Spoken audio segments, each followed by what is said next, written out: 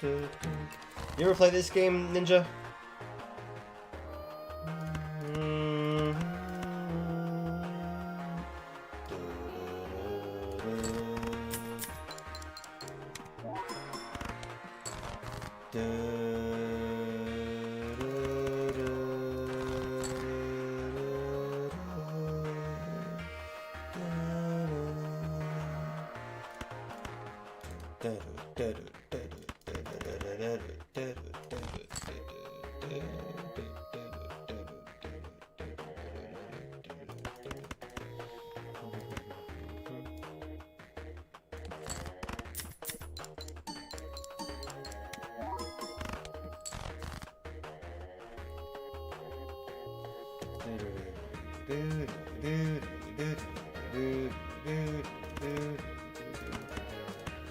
Okay, this is called Dome Keeper.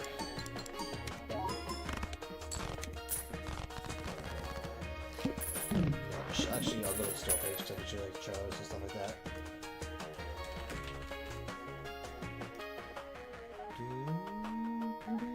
You ever play this? Oh, this is, hold on, this is like the expansion. Let me go to the original trailer. Where's the original trailer? Oh, they don't, oh, there it is. Okay.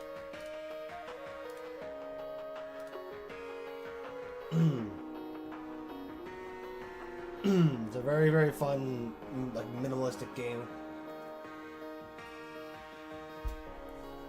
You essentially start at a dome, dig all around below you. You can go small, medium, large, whatever map you want to do. All randomized, obviously, like, you know, what's the word? Procedurally generated stuff.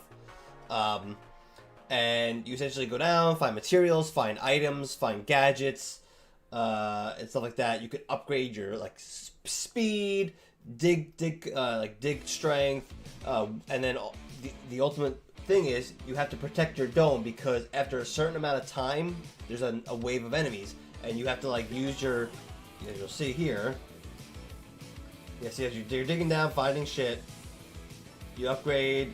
That's an item. Yeah, see, like, you get characters that help you dig, stuff like that. But then there's enemies that come, and you have to use your weapons to kill them. Whatever weapon you decide, you can upgrade the weapon. Yeah, so you can upgrade the weapon. You can upgrade the damage it does. You can upgrade, like, AOE. So, this game's fun. I recommend this game. If you're looking for like a game like an independent game like Balatro, in terms of, like, you know, Balatro, David, like, oh, I guess David Dive's really independent, but like an independent game that's like different but really fun, it's a cool game. I saw a Spire streamer playing it one time, and I was like, oh, this is kind of cool. And then I kept watching him play it, and I was like, huh, I kind of like this. And it was a really good game. I haven't played it in a little while, and I want to because they've expanded upon it. But I played it a lot when my son was really young, like infant young, like months young. Because I could play it on I could play it through Steam Cloud on my phone with my Backbone controller, and it was really like easy to play. Obviously, it ran really well, and it was a very good game to just, like, when he was sleeping next to me and I need to keep him down because he's a bad sleeper, I could just play that on my phone a bunch. It was fun. It's a good game. Farewell, we're gonna make you young in the sky. Is this like your grand? What did you say the other day? Is this like your grandfather's Teenage Mutant Ninja Turtles? The song. Kiss yourself goodbye.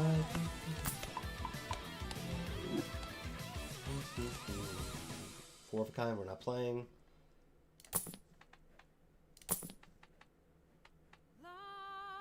Have you played this game, Ninja?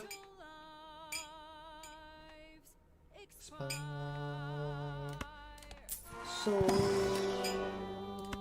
go to their doom.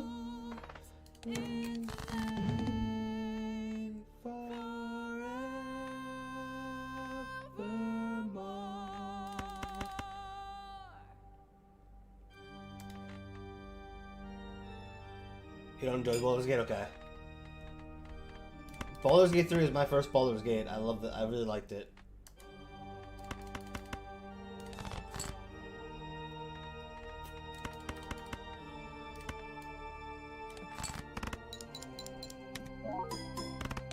Oh shit, I didn't... Well, that's a loss. Actually, this might help. I've got to find a queen or an ace. I did not find a queen or an ace. Okay, so we do pair. Hold on, we do pair. Don't care about this. This is...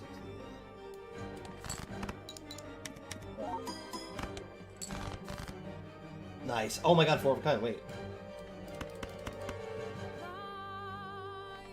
No. Do this. Because this will be important.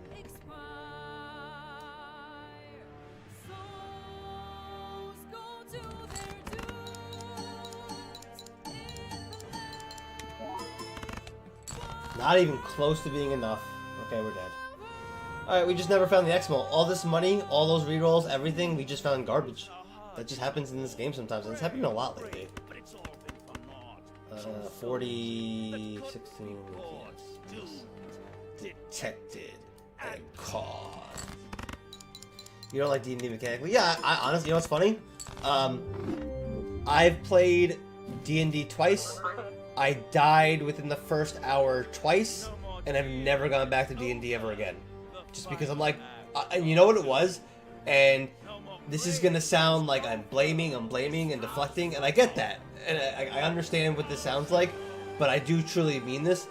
The people I played with, I don't think they truly understood. Like, I fucking had no knowledge of anything about D&D. I'm a nerd, but like that's a blind spot for me.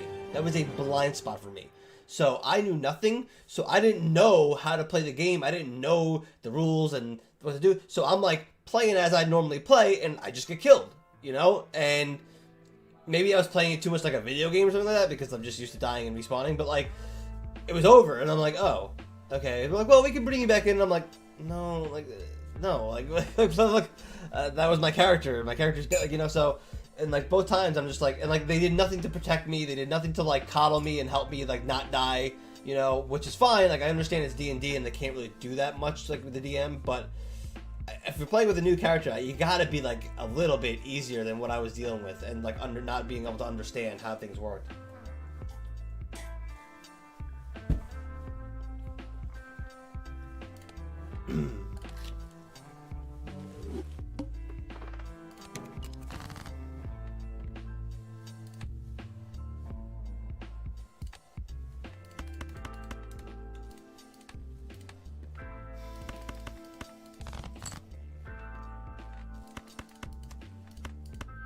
Does that win? Well, that certainly won't be better. Close.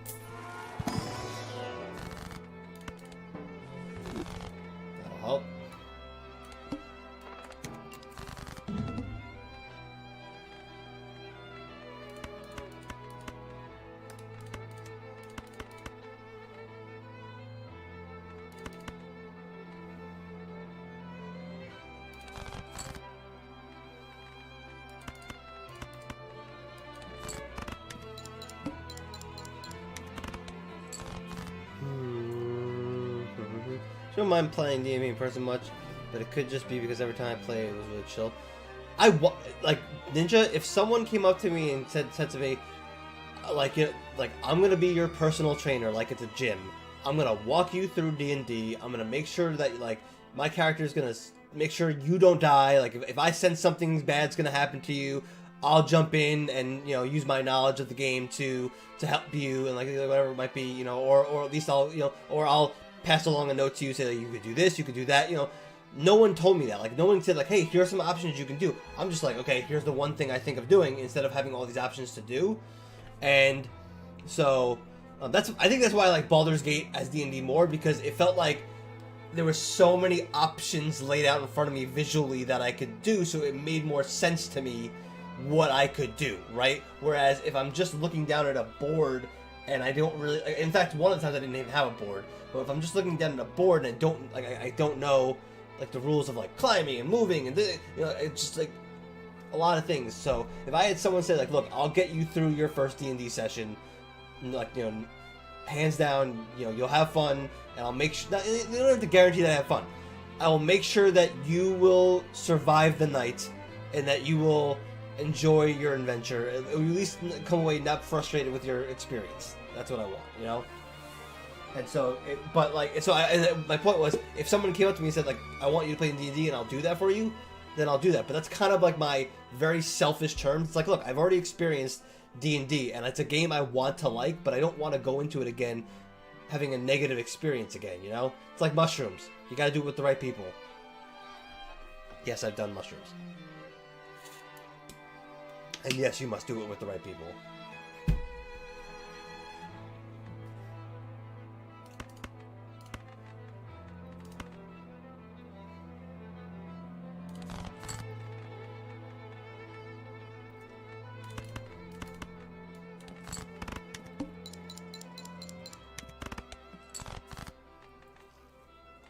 Do.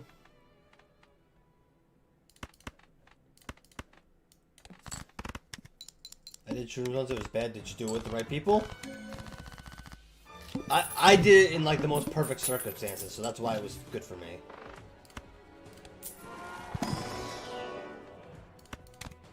Perfect. Chips and malt. Love to see it.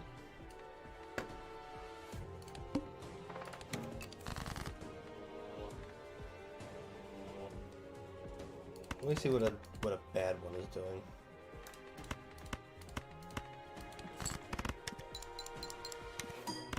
Oh, the wins. Okay, so I don't even need this anymore. I mean, I do, but, like, not as much as I used to. I'll take this.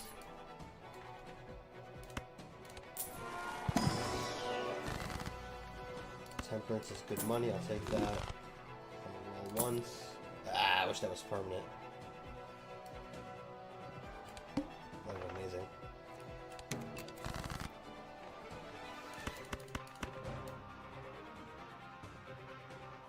You know what? I should probably do this then.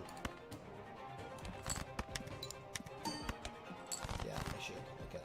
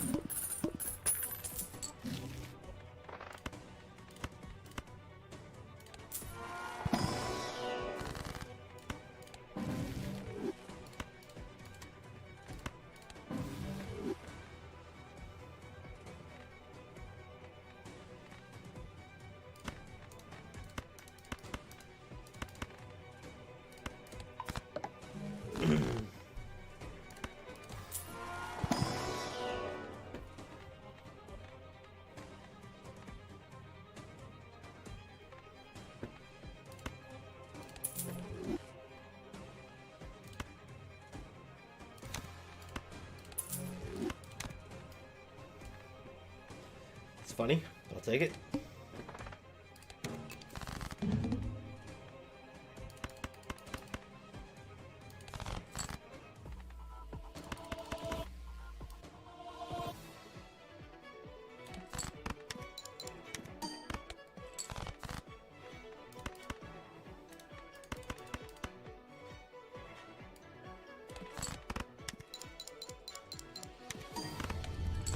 what I wanted to play, but cool.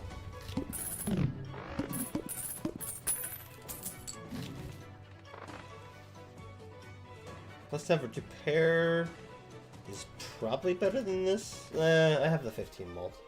I'll keep this for now.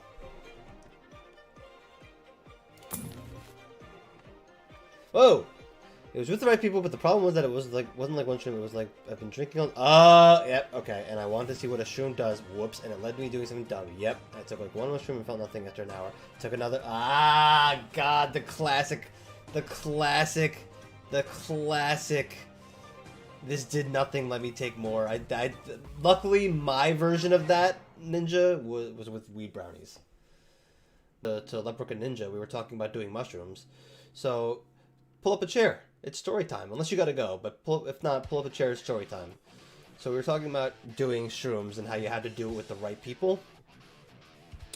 And so I was setting up, like the story of me doing the one time I did shrooms requires context because of how perfect the situation was to do it. So my best friend and I decided to go study abroad. Syracuse, shout out. I decided to go study abroad in London my fall of my junior year. So I got that all set up and everything. So my best friend and I have a relationship, and if you're familiar with guy friends, you'll know this, where we can go like 7 months without talking and nothing, like we're still best friends. That's that type of a friendship. So we went the whole summer without telling each other that, like, what we were doing in college and everything like that. We just kind of like, hung out and did it. He was also working. He was doing internships. I was doing internships. So whatever. But we hung out one night, and I dropped him off at his house, and he's like, "Oh, by the way, you got to save up your money because I'm gonna study abroad in London in the fall. You got to come visit me." And I was like, "Well." I didn't tell you, but I am also studying abroad in London in the fall. And we're like, what the fuck? That's crazy, So, so we end up being like, I think we're like 15-minute train bus ride away from each other. So that was pretty cool. So we hung out a lot. So we didn't plan anything together because my school had its own schedule. His school had its own schedule. 2 different colleges, 2 different schedules, 2 different everything, right? So it was a little hard to coordinate that. We obviously had different class times and everything. So one night we're hanging out at the Spoon, Witherspoons. Shout out Witherspoons in London, like the main like Applebee's of London, except it's a pub. What's it called? We're hanging out at Spoons, and he's like, "Oh, by the way, save up your money if you can because I'm going to Amsterdam in November." And I was like, "When are you going to Amsterdam in November?" And he's like, "I'm going," I think it was like November 15th to the 18th. I was like, "Motherfucker, I'm going to Amsterdam November 15th to the 18th." So we're like, what the fuck? Like, again? Like, oh, shit. Like, again, didn't plan, no coordination, just best friend fucking minds coordinating, going, so whatever. So we both decide, like, literally, like, I think it was like 3 days later, he comes to me, he's like, "Bro, how do you feel about doing shrooms together in Amsterdam?" And I was like, done. I was like, done. Like anybody else, I'd be like, let me think about it. I was like, but I've always heard you gotta go do it with the right people at the right situation. So he was like, all right. Well, so let's do it. So we go to Amsterdam. Again, he's staying with his friends. I'm staying with my people. We kind of do our own thing. But I tell my friends, I'm like, hey, let's all plan a big, like, his friend group, my friend group, get together and do something fun on shrooms. We all collectively decide that we're going to go to the Van Gogh Museum on shrooms. Now, not everyone's doing it. It's me, my buddy, my best friend Matt, and then a couple other people that he was with. I don't think anybody I was with was going to do it. They're all getting high as shit, but they're not going to do shrooms. So, that morning, get up, go to a coffee shop, smoke weed, have some, like, I think, no, it wasn't even that morning. It was like 11 a.m. It was 11 a.m. We got an early lunch. That's what it was. 11 a.m., early lunch, smoke weed, whatever it is. Oh, no, sorry. We get the shrooms first. We go get the shrooms first. Nothing, just nothing out of the ordinary. Just literally go into a shop. What do you recommend? What type of trip you looking for? Okay, grab that one. Cool. Go to a coffee shop, smoke weed, smoke a joint, have some pizza. And then we're like, all right, we got a stomach. We have pizza in our stomach. Let's take these shrooms. So the guy actually was really helpful. He's like, take this amount if it's your first time. Make sure you have like, you know, something on your stomach, blah blah. So we listened to him straight, and we were like, and as I said to Leprechaun Ninja earlier, I learned from my experience in my freshman year of college of not doing the whole, this is not doing anything to me, let me take more. I just listened to the guy, which was a good call because it ended up being the right call. So we're like, all right, let's get on the trolley, and let's head over to the Van Gogh Museum. Hopefully by the time we get inside, it'll happen. Ha. So we are on the trolley, and anything? No, you no, not feel anything? No, okay. Until we turn a corner, and we turn a corner on the trolley, and both of us at the same time like lock eyes and go, whoa, hold on, like what the fuck is happening? Like we're kind of like yeah. So anyway, we get off the trolley, and I see the museum. I see the museum, and we're like, all right, let's go to the museum. My best friend, who I love, sees like something. He goes, no, follow me. I'm like, done. I'm like we're in this together. I'm following you. I follow him. I don't know what he knew or how he saw this. Like the little patch of grass that he saw. You go behind the museum. There's like this beautiful, or like to the side of the museum, like diagonal. There's like this beautiful open green space out there, and he's like, look, come on, let's go run around the green space. So we're running around, and he's like, I got a football. Look, I'm throwing you the football. I'm like, I got it. A touchdown. You know, we're having fun doing stuff, and we're like doing snow angels. We're doing like snow angels on the grass. Anyway, so after that, we go to the museum. We get in line, and so I wouldn't say it's a long line, but it's one of those lines that's long but moving. So we get in line, and it's kind of one of those lines that's like, it's a big crowd until the end when you funnel into lanes, which was a little weird. So we get to the end and we start funneling into the lane, and I'm like, oh no, I think we're in the long line. I think you have to have your tickets already here. I'm not sure, blah blah. And of course, you know, my buddy's like, don't worry, we're fine. If we get it wrong, we'll do it. Whatever. So we get to the thing. What's it called? I'm trying to remember now. Okay, so we get our tickets. You know, get through that whole process. Get inside. Everyone goes to hand off their coat, and I'm like, keep mine on. I'm keeping my coat on. So I keep my coat on for some reason, and we get into the museum, and there's like, it's like you go through security, then you're in this like lobby area, and then there's like a main entrance over here, right? So we're like, all right. So we walk over to the main entrance, and we see like the main entrance, and both of us are like anxious about going in. We're like, hey, you ready? You ready? My buddy just goes, fuck it, I'm going. Like he like says it out loud. Like I'm sure people heard him say, fuck it, I'm going in. And he just walks in. He walks through the door, right? I'm like, okay. So I give it a second. I'm like, all right, I'm gonna go. I walk in, and when you walk in the door, everything is like fucking pristine white in the first room you're in. So I walked into like another fucking dimension, bro. I was like, what the fuck? And the door closed behind me. I was like, what the fuck? Couldn't find my friend anywhere, right?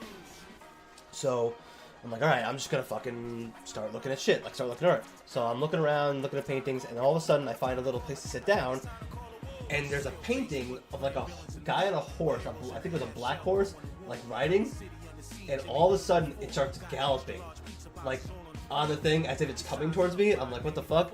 And like as that's happening, like it's like in a movie where like there's like climax, and all of a sudden I hear someone go, "Is it happening for you too?" And I'm like, and it's Matt sitting next to me. And he goes, is it happening for you too? I'm like, what? He goes, is the horse galloping? I'm like, yeah. He goes, cool, man, cool. He looks at me and goes, look, man, I think I'm just going to go explore on my own. I'm kind of in my own world right now. I don't even know if we could be able to keep up with each other. I was like, yeah, that's probably fine. Okay, and so we split up. So I won't, like, bore too much with the details, but, like, I will say, like, I walked around like this most of the time. I don't know if I thought I was cold or not or whatever it was, but I was walking around this, and like I had no regard for anybody. I would just like muscle my way into paintings and stuff like that to like get up close and see things. I probably was like too much of an asshole, but like I just didn't know what I was doing. I was just like, ooh, ooh.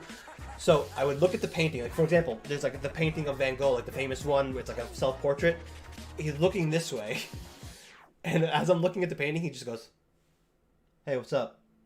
No, he didn't say, "Hey, what's up?" He goes, hi Patrick. And I'm like, right? So, and then the painting starts unpainting itself, like paint starts to disappear off the canvas, and it starts unpainting itself and then repainting itself, and I was like, what the fuck is happening? So then I look at the description for the painting, and this happens with like almost all descriptions. Instead of words, it's just like hieroglyphics that are like moving around like this, that are like floating on the card or like on the block. I'm just like, okay, and that was basically the whole thing. Like, I'm not, I could probably get into more detail if I thought about it hard, but like I remember there was like a Japanese exhibit. There was like an exhibit of Japanese art, which was really cool, and they had like figurines in there too, like handmade figurines as part of that. And I looked at them, and all of a sudden, two of the figurines just start sword fighting, and I'm like, this is awesome. What the fuck? So that was like kind of a highlight. Anyway, so get to the end because there's still more. And there's still more after the Van Gogh Museum. So anyway, so all of a sudden, dude, you could have told me that I was in that museum for 6 fucking days, right? I had no sense of time, no windows in that museum, so I didn't know what the fuck's happening, right? So all of a sudden, I hear over the speaker, like, and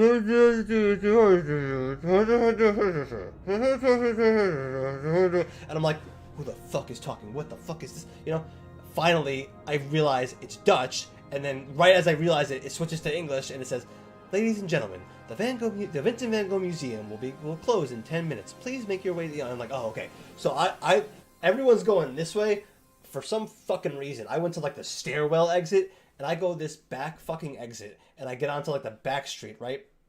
Doesn't matter. People are funneling out from over here. My friends ended up finding me over here, and that's fine.